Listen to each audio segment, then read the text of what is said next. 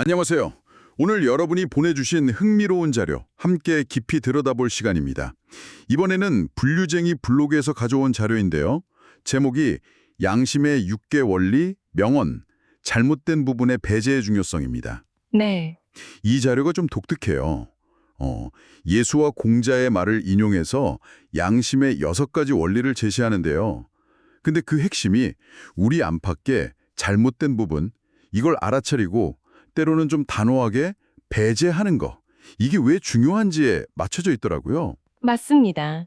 여기서 말하는 양심은 뭐랄까 그냥 단순히 착한 마음이라기보다는 좀 더 적극적으로 자신과 주변의 어떤 건강함 이런 걸 지키려는 내적인 기준 아니면 행동 원리 뭐 이런 거에 가까워 보여요. 네, 맞습니다. 각 원리를 명언이랑 같이 풀어나가면서 부정적인 생각이나 감정은 물론이고요. 때로는 관계나 조직 내 해로운 요소까지도 좀 적극적으로 어떨 땐 끊어낼 필요가 있다. 이걸 아주 강하게 이야기하고 있습니다. 네. 그래서 오늘 저희는 이 6가지 원리를 하나하나 좀 곱씹어 보면서 이 자료가 강조하는 배제의 의미, 그리고 그 중요성에 대한 통찰을 여러분과 함께 나눠보려고 합니다. 좋습니다. 벌써 뭔가 좀 단호함이 느껴지는데요. 그럼 첫 번째 원리, 깨어있음부터 시작해 볼까요? 자료에서는 예수의 말을 이렇게 인용하고 있네요. 만일 도둑이 밤 몇 시에 오른지 집주인이 알고 있다면 그는 깨어 있으면서 도둑이 뚫고 들어오지 못하게 할 것이다. 네, 이 비유를 우리 내면의 상태에 적용하는 지점이 흥미롭습니다.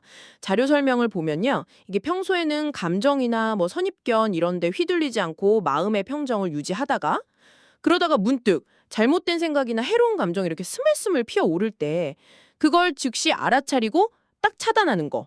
네, 그 중요성을 말하는 거죠. 마치 집주인이 밤손님 경계하듯이 우리 마음의 문을 딱 지키고 불청객 같은 부정적 요소를 들여보내지 말아야 한다. 이런 이야기입니다. 그러니까 단순히 잠 안 자고 눈 뜨고 있는 그런 상태가 아니라 내 안으로 이렇게 들어오려는 부정적인 생각이나 감정의 낌새 같은 거. 그걸 알아차리는 아주 예민한 경계태세 뭐 이런 거군요. 네, 그쵸. 근데 솔직히 말해서 항상 그렇게 예민하게 내 마음의 도둑을 감지한다는 게 이게 쉽진 않을 것 같아요. 혹시 자료에서 뭐 그런 민감성을 어떻게 키울 수 있는지 그런 힌트 같은 것도 좀 있었나요? 자료가 아주 구체적인 방법론까지 제시하는 건 아닌데요. 근데 이 깨어있음 자체가 그냥 수동적인 상태가 아니라 굉장히 능동적인 정신활동이다. 이걸 강조하는 데서 좀 힌트를 얻을 수는 있을 것 같아요. 평정심을 유지하다가 알아차린다 이 표현에서 보듯이 평소에 자기 마음 상태를 꾸준히 관찰하고 돌보는 습관. 이게 좀 전제되는 것 같거든요. 그러니까 외부 자극에 그냥 바로 반응하기보다는 일단 딱 멈춰서 내 안에서 지금 무슨 일이 벌어지고 있지? 이렇게 알아차리려는 의식적인 노력이 쌓여야 그래야 비로소 도둑이 문고리를 돌리는 소리를 들을 수 있다. 그런 거죠. 결국 꾸준한 자기 성찰이 그 민감성을 키우는 바탕이 되지 않을까 싶습니다. 평소 마음 상태를 살피는 꾸준함. 그게 관건이군요. 단순히 경계만 하는 게 아니라 내면을 잘 가꾸는 과정 속에서 이게 자연스럽게 길러지는 능력일 수도 있겠네요. 네, 맞습니다. 자, 그럼 이렇게 내면의 경계를 섰다면 다음 단계는 뭘까요? 두 번째 원리인 성실로 넘어가 보겠습니다. 여기서는 또 예수의 비유가 등장하는데요. 좀 들어보세요. 여봐라, 저자에게서 1달란트마저 빼앗아 10달란트 가진 사람에게 주어라. 누구든지 있는 사람은 더 받아 넉넉해지고 없는 사람은 있는 것마저 빼앗길 것이다. 좀 냉정하게 들리기도 하는데요. 네, 그렇죠. 이 비유에 대한 자료의 해석은 아주 직설적입니다. 바로 성실하게 노력하지 않으면 가지고 있는 것마저 잃고 도태된다. 이거예요. 그냥 단순히 노력합시다. 이 수준을 넘어서 노력하지 않는 상태. 그러니까 게으름이나 무기력, 비생산성 같은 거요. 이걸 내 안에 잘못된 부분으로 딱 인식하고 이걸 의식적으로 배제하지 않으면 결국 모든 걸 잃게 된다. 이런 강력한 경고로 읽힙니다. 가지고 있는 재능이나 기회, 그러니까 그 1달란트조차도 성실함으로 갈고 닦지 않으면 그냥 사라지는 게 아니라 아예 빼앗길 수도 있다. 와, 그럼 여기서 배제는 단순히 게으름 피우지 않는다. 이런 소극적인 의미를 넘어서는 거겠네요. 적극적으로 나태함을 밀어내고 성실함을 선택해야 한다. 뭐 이런 뜻으로 봐야 할까요? 마치 내 안에 안주하려는 마음을 의식적으로 막 몰아내는 것처럼요. 네, 정확합니다. 자료의 맥락상 배제는 그런 적극적인 선택과 행동을 의미하는 걸로 보여요. 마치 정원 가꿀 때 잡초 그냥 두는 게 아니라 뽑아내야 좋은 작물이 자랄 공간이 생기잖아요. 그런 것처럼 우리 안에 나태함이나 현실 안주 성향, 이런 걸 의식적으로 밀어내고 그 자리를 성실한 노력으로 채워야만 성장이 가능하다는 거죠. 성실하지 않아서 잃게 되는 건 단순히 결과물만이 아니라 어쩌면 성장의 기회 그 자체일 수 있다는, 뭐랄까 일종의 기회비용 개념하고도 연결지어 볼 수 있을 것 같아요. 그냥 흘러가는 대로 두는 게 아니라 적극적으로 방향 잡고 노를 저어야 한다. 이런 메시지인 셈이죠. 아, 정원의 잡초 비유 확 와닿네요.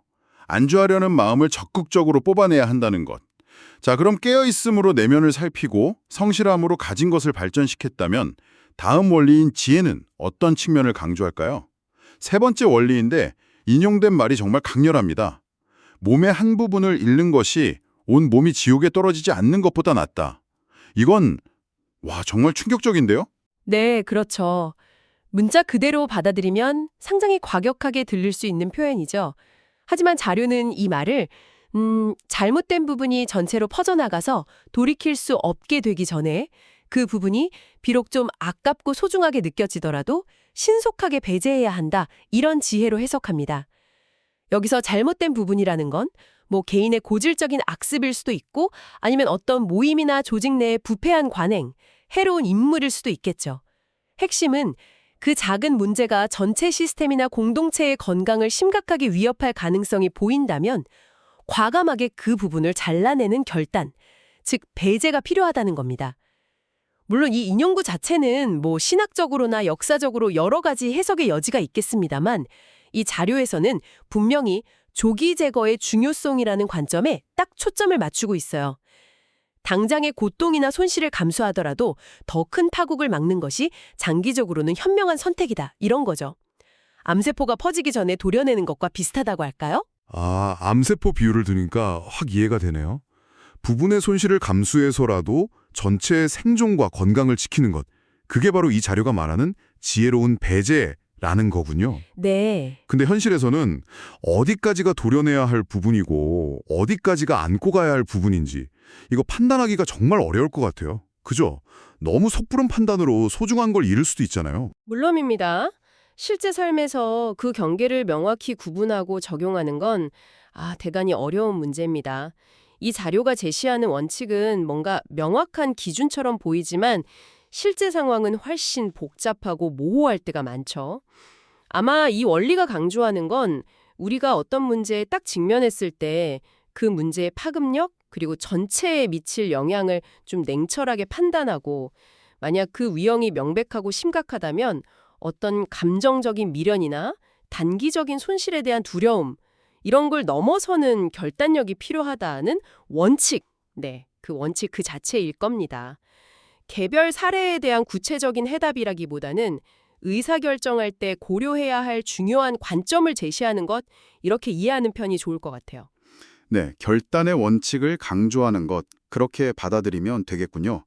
자, 이렇게 내면의 문제, 그리고 개인이나 조직의 문제를 다뤘다면 이제 관계 속에서의 배제는 어떻게 이야기될까요? 네 번째 원리, 예절입니다. 인용된 말이 이것도 좀 강한데요. 거룩한 것을 개들에게 주지 말고 너희의 진주를 돼지들 앞에 던지지 마라. 그것들이 발로 그것을 짓밟고 돌아서서 너희를 물어뜯을지도 모른다.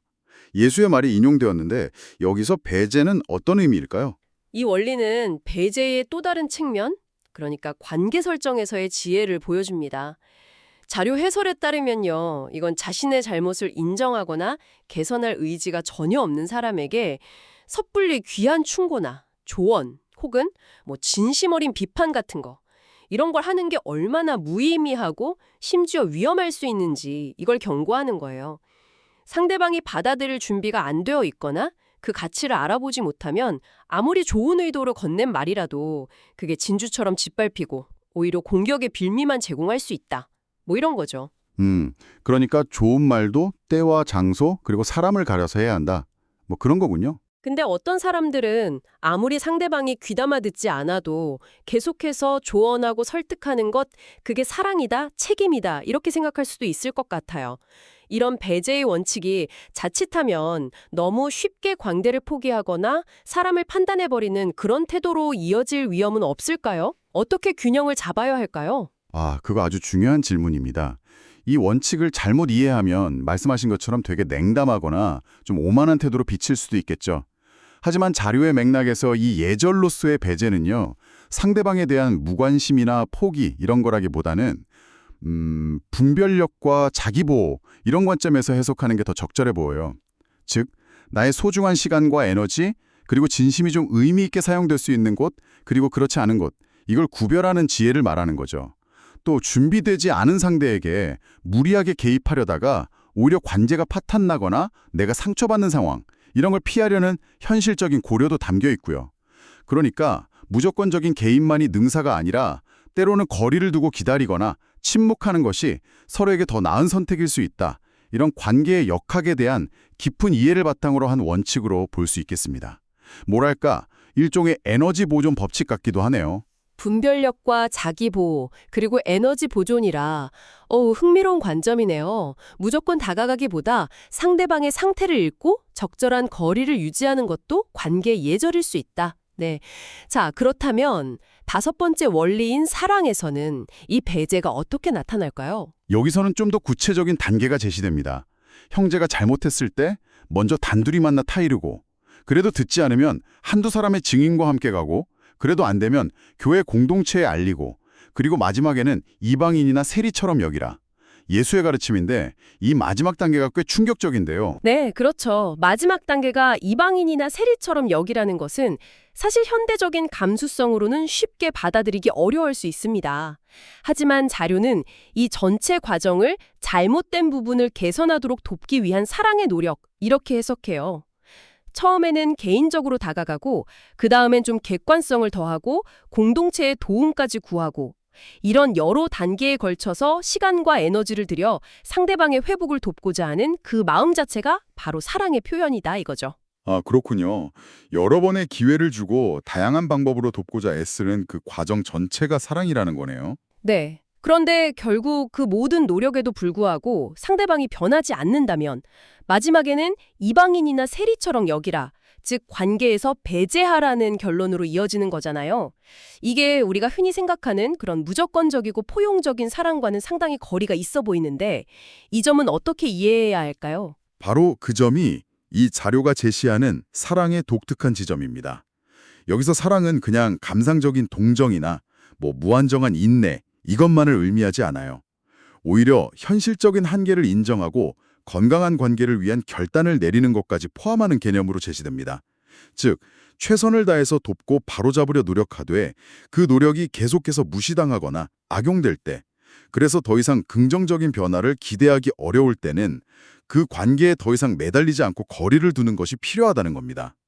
이것은 상대방에 대한 미움이나 증오 이런 거라기보다는 더 이상의 소모적인 관계를 끊어내고 나와 공동체의 건강을 지키려는 어쩌면 더 깊은 차원의 사랑의 발현일 수도 있습니다. 사랑이라는 이름 아래 끝없이 상처받거나 에너지를 고갈시키는 대신에 건강한 경계선을 설정하는 것도 중요하다. 이런 관점이죠. 살아가기 때문에 노력하지만 그 노력이 의미 없을 때는 관계의 재정립, 심지어 단절까지도 고려하는 것. 이것이 이 다료가 말하는 현실적인 사랑의 한 모습일 수 있겠네요. 네, 그럴 수 있죠. 자, 이제 마지막 6번째 원리입니다. 정의. 이번에는 공자의 말이 인용되네요. 현자를 보고도 능히 들었으이 못하며 들었으되 앞에 서게 하지 못하는 것은 운명 때문이라고 할 수도 있을 것이다. 그러나 선하지 않은 자를 보고도 능히 물리치지 못하며 물리치되 멀리하지 못하는 것은 분명한 과실이다. 이 구절에 대한 자료의 해석은 아주 명료합니다. 좋은 사람, 즉 현명하고 능력 있는 사람을 알아보지 못하거나 제대로 기용하지 못하는 것, 이건 때로 우리의 능력 부족이나 어쩔 수 없는 상황, 즉 운명의 문제일 수도 있다는 겁니다. 하지만 악하거나 해로운 사람, 즉 선하지 않은 자를 알면서도 그를 조직이나 공동체에서 물리치지 못하고 심지어 가까이 두는 것, 이것은 변명의 여지가 없는 명백한 잘못 또는 과실이라는 거죠. 그러니까 좋은 것을 취하지 못하는 것은 실수나 한계일 수 있지만 나쁜 것을 제거하지 못하는 것은 책임져야 할 문제다. 이런 거네요. 그렇다면 이 자료의 관점에서 정의는 단순히 선을 행하고 옳은 것을 세우는 것뿐만 아니라 적극적으로 악이나 해악을 배제하는 행위까지 포함하는 개념이다. 이렇게 봐야 할까요? 리더십 관점에서 보면 이게 더욱 중요해지는데요. 해로운 영향을 미치는 인물이나 관행을 알면서도 방치하는 것. 이건 단순한 실수가 아니라 공동체 전체의 건강과 안녕을 해치는 책임져야 할 과실로 본다는 점이 핵심입니다. 옳은 가치를 지키기 위해서는 때로 단호하게 아닌 것을 배제하는 용기와 결단이 필요하고 그것이 바로 정의를 실현하는 중요한 방법 중 하나다. 뭐 이런 보죠. 이야, 깨어있음, 성실, 지혜, 예절, 사랑, 그리고 정의까지 6가지 원리를 모두 살펴봤는데요. 분류쟁이 블로그의 이 글은 정말 일관되게 잘못된 부분을 인식하고 필요하다면 과감하게 배제하는 것의 중요성을 이야기하고 있네요. 이 배제라는 단어가 주는 느낌이 꽤 강렬해서 계속 마음에 남습니다. 그렇습니다. 예수와 공자라는 서로 다른 문화적, 시대적 배경을 가진 인물의 말을 빌려왔지만 자료는 궁극적으로 하나의 메시지, 즉 건강함과 올바름을 지키기 위해서는 때로 무언가를 끊어내고 밀어내는 배제가 필수적이다. 이런 주장을 펼치고 있는 거죠.